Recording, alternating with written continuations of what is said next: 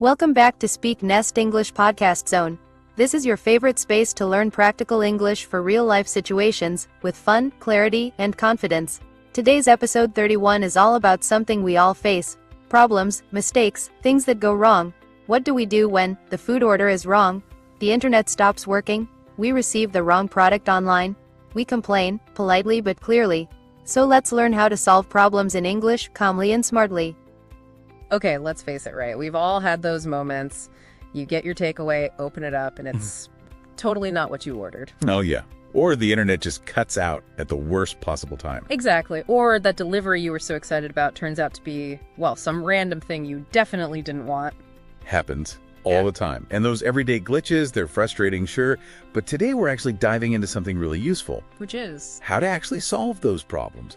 How to complain effectively in English, but, keeping your cool and sounding smart about it. Ah, okay. So not just theory, but practical stuff. Getting results. Exactly. See, because this applies to everyone, doesn't it? If you're traveling, maybe a student dealing with some admin mess up. Or just sorting things at home, or even at work, knowing how to communicate clearly, calmly. It's vital. It really is, because that first reaction, that frustration, it's totally natural. Of course. But it's what you do with that feeling, how you communicate it, that makes all the difference. Think about the usual response: getting mad, maybe raising your voice. Yeah, that often just backfires, right?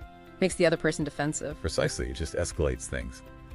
Whereas if you're calm, clear... it kind of signals you're serious, focused on fixing it. Exactly, and that makes people much more willing to actually help you out. Okay, so the goal for this deep dive then is equipping you, the listener, with some actual strategies. Yeah, practical ways. We want to show you how to complain, like a pro. Getting your point across, but doing it politely. Which, believe it or not, is where the real power lies. It's not about being loud, it's about being clear and, reasonable. That makes sense. Focusing on the facts, not just pure emotion. That's often the best place to start. Just clearly say what went wrong, and importantly, what you'd like to happen next. You're guiding them. Right, so instead of just, "this is terrible," you'd say something specific. Yeah, like, "Hi, I ordered a latte, but I think this is just black coffee." It gives them something concrete. Something they can actually fix. Exactly. And framing the request clearly helps too. Not accusing, but focusing on the fix. Like, "could you please remake this for me?" Perfect. Much better chance of a yes that way. Okay, so be clear on the problem, clear on the desired solution. But what about managing that initial, surge of annoyance? How do you stay calm? Good question. That's tough sometimes. Yeah.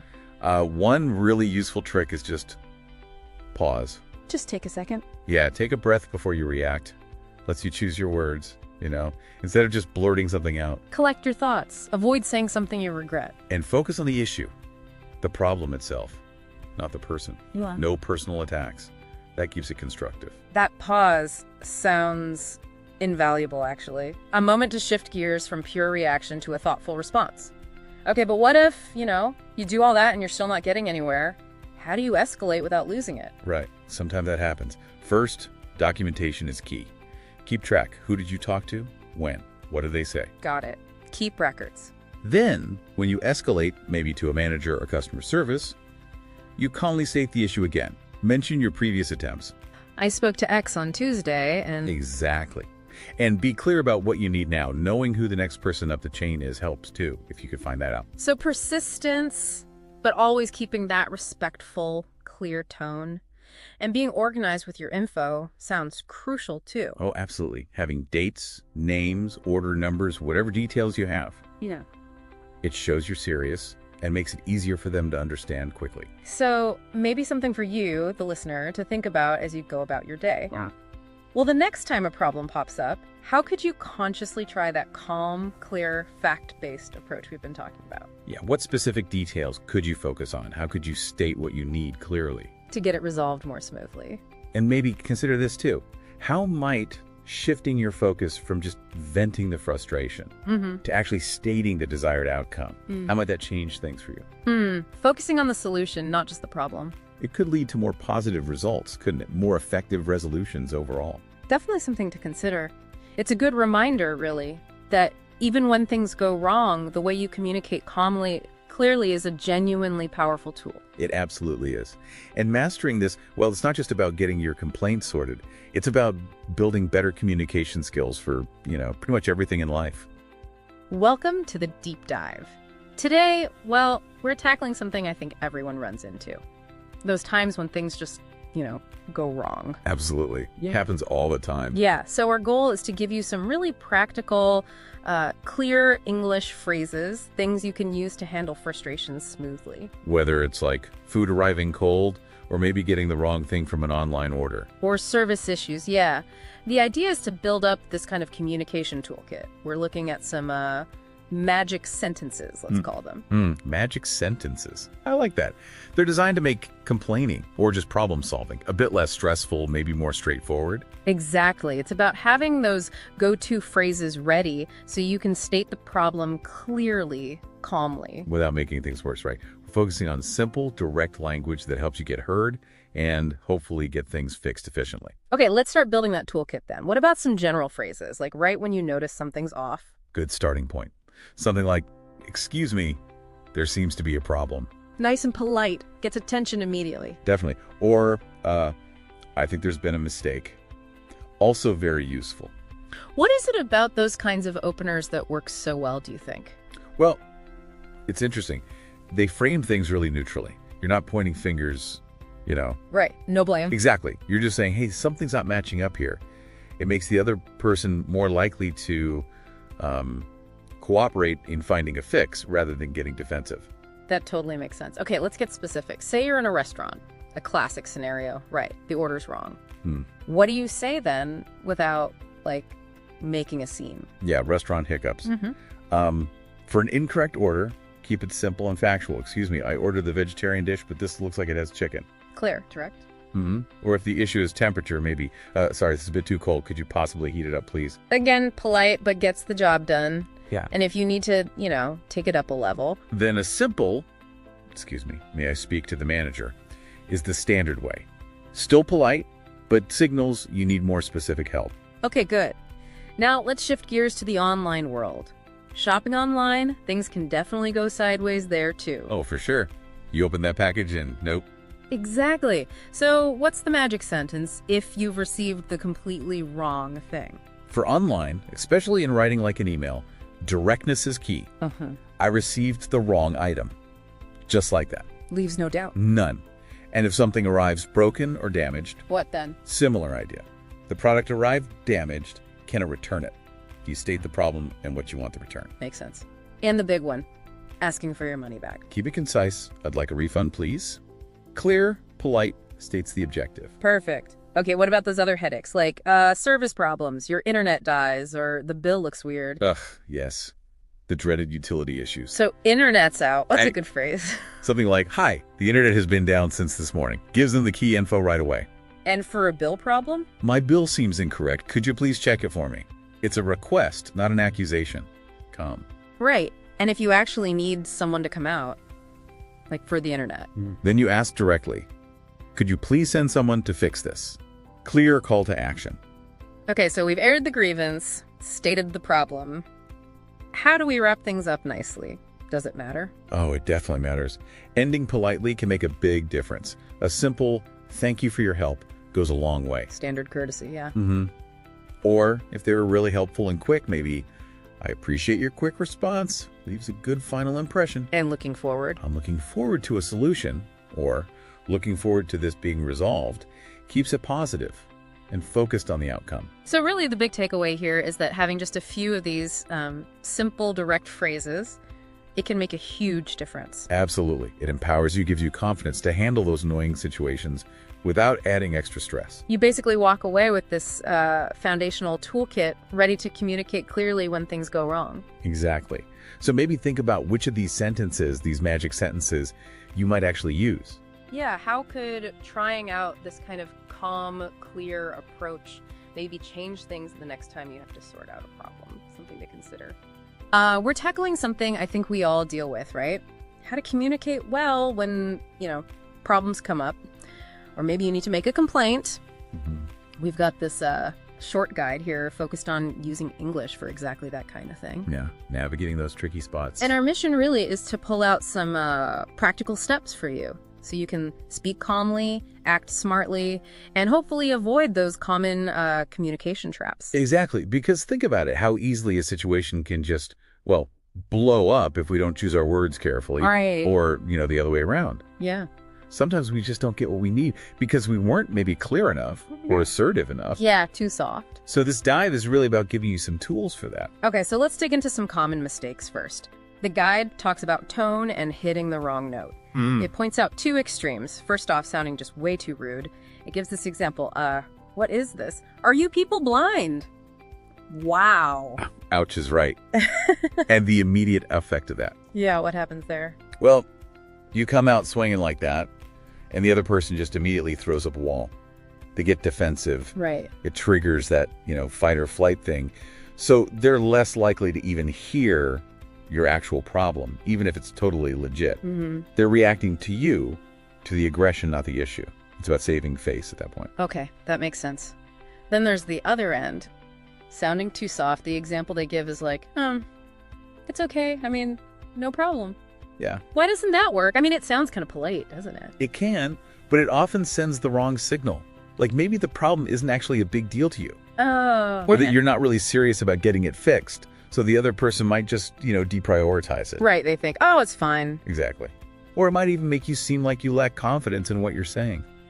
It's weird how trying too hard to be agreeable can sometimes mean you don't get your needs met. So it's about finding that sweet spot, that balance. And the guide actually gives a pretty simple 3-step process for this.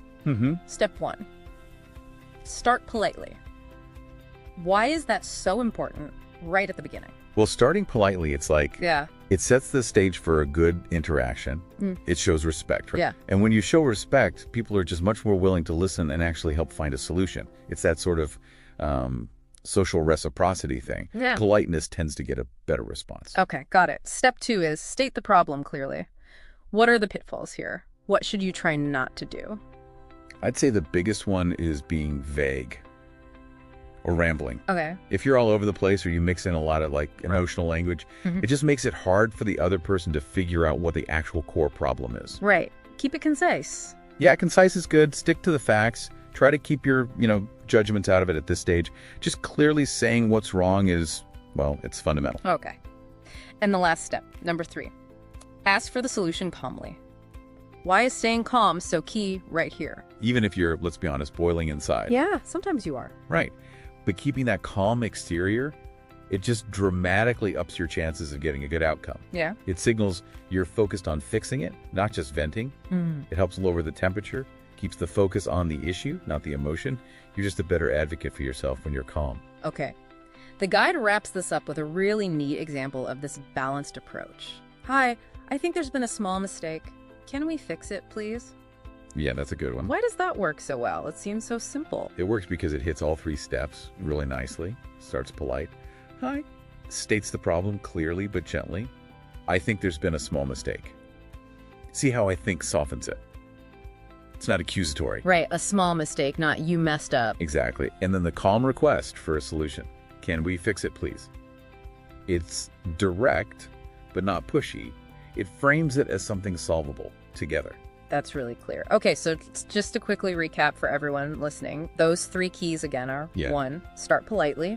2, state the problem clearly and concisely. Yep. And 3, calmly ask for that solution.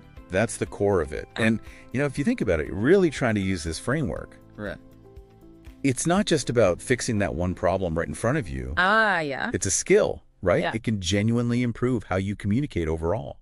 And maybe even, lower your stress levels in these kinds of tricky situations. That's a great point. So here's something for you to think about. How could consciously using these 3 steps actually change the way you approach problems or complaints from now on? It really comes down to communicating with intention and maybe a bit more emotional smarts to get better results. Today we're looking at something we all face, right? Solving problems in English, specifically like when you need to make a complaint. Yeah, those little everyday situations. Exactly. And the goal here is, to quickly give you some key phrases, some strategies so you feel more confident handling these things. It's really about getting what you need resolved, but calmly, effectively. Right. And effective problem solving in English, it really seems to hinge on being clear, but also polite. We've got this great little example about a coffee order. A perfect little case study. Shows a lot in just a few lines. It's about getting results without adding extra stress, Okay, so let's break down this mini role play from our source. It's super quick, just a customer and a staff member dealing with the wrong coffee order. Simple stuff, but revealing. So the customer starts, "Excuse me, I ordered a large coffee, but this is small." What I noticed straight away is that, it seems small, but impactful. Oh, absolutely. It immediately signals politeness, respect. It's not aggressive. Yeah, it doesn't put the staff member on the defensive, right? Exactly. It kind of opens the door for a cooperation instead of, a confrontation. And then notice how clear the problem statement is. I ordered large, this is small. Just the facts. No drama. Zero emotion, just here's the issue. And then the staff response, equally important. I'm really sorry about that. I'll fix it right away.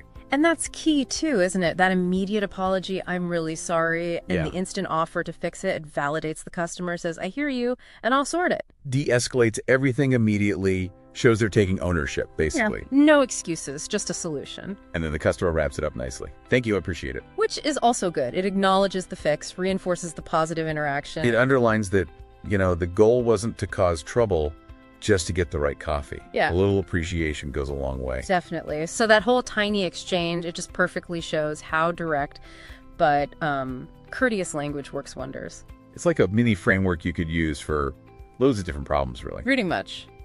Adaptable. Okay, so to really make this stick, the source suggests something quite active for you, the listener. Yeah, this is the practical bit. Try it out. Pause this for a second. Imagine you're in that coffee shop.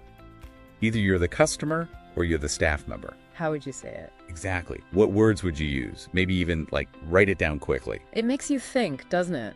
How often do we actually consciously choose our words when there's a problem? Not often enough, probably.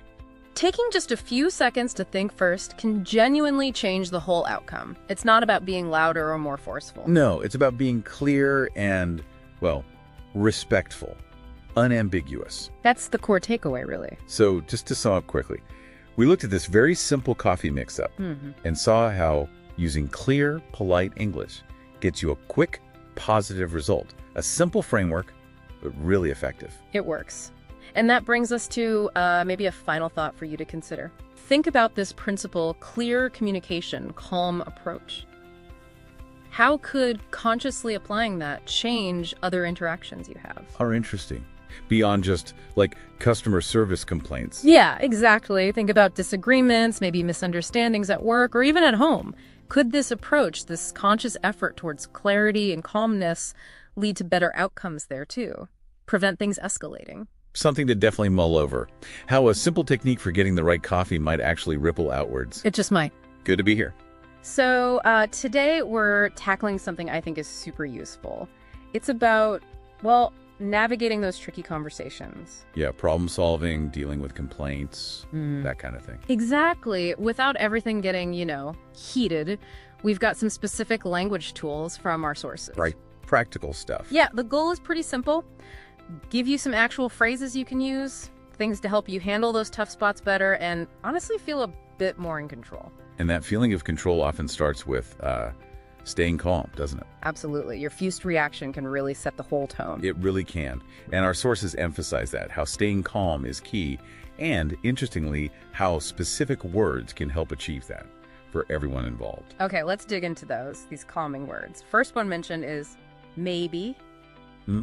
Maybe? Sounds a bit wishy-washy at first glance, maybe, but think about how it lands. Right. Compared to just a direct statement or worse, an accusation. Yeah, like saying, maybe there was just a small misunderstanding. Yeah. Instead of, you completely misunderstood me, or you got it wrong.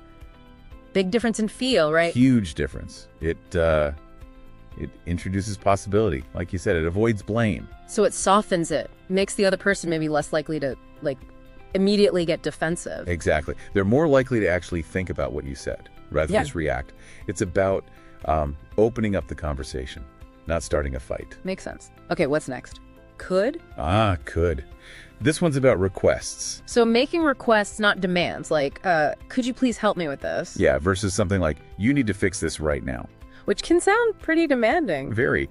Could is, well, it's polite, obviously, but it also respects their autonomy. You know? It turns it into a question, not an order. Right. It invites cooperation, doesn't demand it. Yeah. And you'd be surprised how often that little shift gets a much better response. I could see that. Okay, then there's, I understand. Empathy. Active listening territory. The example was something like, I understand you're really busy today, but... So you acknowledge their side first. And that's powerful because it shows you're actually listening, not just waiting to talk. It makes them feel heard. Exactly. When someone feels heard, even if you're about to point out a problem, they're more receptive. It builds a bit of a bridge, even if the topic is difficult. That's a good way to put it, a bridge. Okay, moving on. Appreciate. Simple gratitude. I really appreciate you looking into this for me. Even if it's their job, maybe. Absolutely. Saying thank you or I appreciate it, even for small actions, it just fosters goodwill. Diffuses tension. It can, yeah. Yeah. It makes the interaction more positive, makes the other person feel, well, valued. And people who feel valued are usually more willing to help find a solution. Right, right. And the last one we pulled out was, let's try. The collaborative one. Yeah, shifts the focus to teamwork solutions. Yeah. Let's try to figure this out. That phrase immediately signals we're in this together. It's not me versus you anymore. It's action-oriented, too. Let's try. Exactly. It moves things forward constructively, takes the heat out, and focuses on, okay, what can we do next? It's really quite striking how these small, almost tiny word choices can shift the whole feel of an interaction. It really is. It's not about manipulation. It's just smarter communication. Being both friendly and firm, you know. Finding that balance, assertive, but also approachable. Using language strategically to sort of guide the conversation towards a resolution rather than conflict. So the question for you, listening, is maybe how consciously are you choosing words in those moments? Yeah, it's worth thinking about. Try weaving some of these in next time things get a bit tense. See what happens. Okay, so a quick recap. We talk about maybe to soften things. Could, for those polite, effective requests. I understand. To show empathy, build that bridge. Appreciate for gratitude and goodwill. And let's try to focus on collaborating on a solution. All tools for your communication toolkit. Definitely. So try them out. And maybe a final thought to leave you with. When you choose these calmer, more collaborative words, does that only affect the other person? Or does it also maybe affect your own internal state? Your own sense of calm and control in that tricky situation? Something to mull over. Tackling something pretty useful, I think. Using English effectively when you need to solve a problem or, make a complaint. Yeah, turning those little frustrations into, well, maybe something a bit more positive, or at least resolved. Exactly. We've boiled down some ideas into a practical weekly challenge for you. It's really about getting comfortable speaking up. Getting results, hopefully. Right. So the mission, it's pretty straightforward. Just giving you some simple steps so you can handle those moments calmly and smartly, get things sorted. It's very hands-on, less theory, more doing, things you can use like tomorrow. Okay, so let's dive right into this week's challenge, what we want you to do. All right. It's got 5 parts, essentially. First step, think of one specific situation, something relatable where you might need to complain, politely, of course. Right, like the examples you mentioned, bad Wi-Fi, that's a classic. Totally. Or maybe, getting the wrong food order, something concrete, an everyday thing you can easily picture. Pick one. And that focus on one specific thing is really key, isn't it? Makes it less vague. Definitely. Rather than just bad service, It makes the practice much more targeted, much more useful for you. Okay, got it. So pick one scenario. Exactly. Then, step 2, come up with 3 polite sentences. Just 3. To express your complaint about that situation. And the politeness is important here. Crucial, yeah. We're aiming for clear, respectful communication. Not confrontation, how can you say it directly, but still courteously. That makes sense. And often being polite actually makes the other person more willing to help, doesn't it? Sets a better tone. Right from the start. Okay, step 3. This is where the rubber meets the road, so to speak.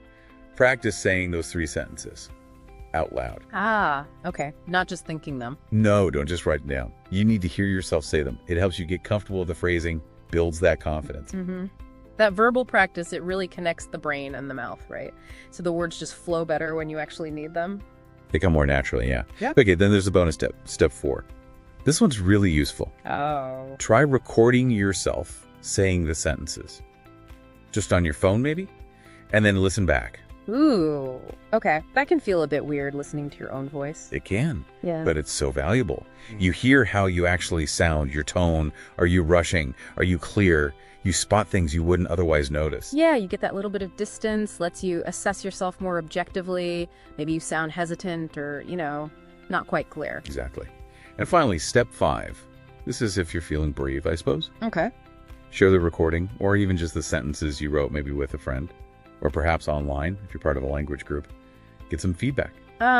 Getting an outside perspective, like a fresh pair of eyes, or ears in this case. Precisely. Someone else might hear something or suggest a better word. It really helps refine it and boosts your preparedness. Gotcha. That makes sense. So, quick recap of the challenge. Pick a specific situation. Write 3 polite complaint sentences. Practice them aloud. Bonus. Yeah? Record and listen. And, if possible, share for feedback. The more you do it, the easier it gets. It becomes more natural. Absolutely. And honestly, this kind of practice, it builds a real sense of control, confidence in those tricky moments. Definitely. Being able to just clearly, calmly say when something isn't right, it's really empowering, actually. It really is. It can shift the whole interaction, lead to much better outcomes, whether it's fixing the Wi-Fi or getting the right burger. Yeah. And you're not just solving that one problem. No, you're building those communication muscles for next time, too. Using a calm, clear voice really works wonders. So something for you to think about this week. How could actively practicing these polite complaints, how could that change some of your interactions? Maybe think, what's one situation recently where having those 3 sentences ready would have really helped? Yeah. It's fascinating, isn't it, how just a small language exercise like this can actually boost your confidence in handling everyday stuff. Those small steps really can add up. Practical skills for real life. Well said. Okay. Okay, imagine this for a second. You're facing some kind of problem, right? Maybe you got the wrong bill or something you bought isn't working. And there's that little voice saying, oh, just leave it. Mm-hmm. Yeah. Well, today we're really diving deep into navigating exactly those moments. Handling problems, making complaints, using English. Right. And that hesitation you mentioned. Yeah. It's real. The sources we looked at suggest it's often less about whether the complaint is valid and more about, uncertainty. Uncertainty about expressing yourself clearly. Exactly. Finding the right words. But here's a really key point we found coming up again and again in the material. Okay. You absolutely deserve good service. You deserve for things to be put right. Yeah, you deserve effective solutions. It doesn't matter what your level of English fluency is. And what's really interesting, the research we saw actually shows a link. Even really simple, clear communication, it leads to better outcomes in these sort of tricky spots. It's not about being super eloquent then. Not at all. It seems to be much more about just making your intention clear. Okay, so our mission then for this deep dive, it's really about empowering you, giving you the confidence, maybe some practical ideas to communicate effectively when, things go wrong. Yeah, arming you with some insights. And the sources really stress this. It's not about achieving, perfect English before you say something. Right, if you wait for that. Well, you might wait forever, and the problem never gets fixed. So true. Okay, so one of the core bits of advice we found, it's actually pretty straightforward. Instead of overthinking the whole interaction, the material suggests just starting with a really direct but polite question. Which often works best, doesn't it? To just initiate things. The research definitely highlights that kind of non-confrontational opening. It sets a much more productive tone. Totally changes the dynamic. And the example that kept popping up in our sources Good to guess. was basically, excuse me, can we fix this? Yeah. Simple, direct. Super simple, but it immediately signals, okay, there's an issue. And importantly, it proposes working towards a solution. And what's really powerful about that specific phrase, according to the material we reviewed, is that focus on we. Collaboration. Right. It's not accusatory. It's like, hey, let's sort this out together. Exactly. An invitation to solve the problem. And the sources point out, just doing that, asking that simple question, it can shift your own mindset too. Allison. From feeling like a passive victim of the situation to being an active problem solver. You're taking that first step. Taking control. And then after that opening, the material also suggests keeping the explanation clear and, well, concise. Stick to the facts. Pretty much. Keep it factual. Yeah. Try to avoid getting overly emotional. Just state what the problem is. Makes sense. Keep it focused. Mm-hmm. So as we kind of wrap up this deep dive, the main takeaway, the central message from all these sources, it seems pretty clear. Yeah. Speaking English to solve problems, it isn't really about having flawless grammar or this massive vocabulary. No, it's more about confidence. Confidence, exactly. And maybe just politeness and a little bit of courage, even if it's just a few simple words. And the research backs that up. Consistently. That simple act of just voicing your concern, even with something as basic as, "Excuse me, can we fix this?" It's actually really empowering. And makes a positive outcome much more likely. Significantly more likely, yeah. Okay, so here's something for you to think about as we finish. Try and recall a time, maybe recently, maybe ages ago, where you faced an issue, but you stayed silent. You didn't say anything. Now, thinking about what we've just discussed, what might have been different? What could have happened if you had spoken up calmly, directly, maybe just using that simple English question, just something to mull over? That wraps up episode 31, English for Problem Solving and Complaints. You've now learned how to handle service issues, ask for corrections politely, stay calm under pressure, be a problem solver in English. In the next episode, we'll talk about something exciting: how to tell a story in English, with emotions, expressions, and fun. Until next time, be kind, be smart, and keep speaking English.